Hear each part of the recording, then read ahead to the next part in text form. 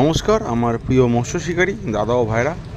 আজ যেই পুকুরে ভিডিওটা করতে এসেছি সেটি হচ্ছে লেক টাউন ফার্স্ট লেক পুকুর।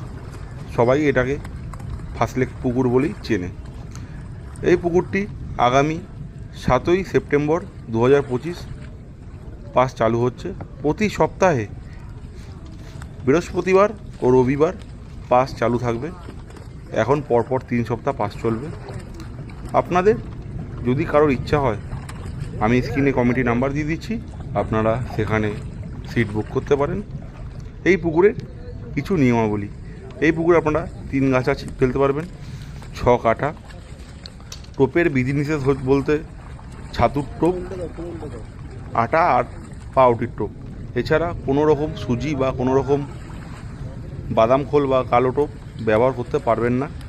আর কোনো প্রকার কেমিক্যাল জাতীয় কিছু ব্যবহার করতে পারবেন না। লটারির মাধ্যমে সিট নির্ধারিত করা হবে। সময় সকাল 6টা to 6টা। লটারি হবে ভোর 5:30।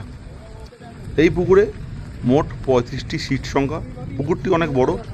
আশা করি কারোর পাশাপাশি সিট না থাকায় কারোর সাথে কারোর জড়ানোর কোনো অসুবিধা নেই।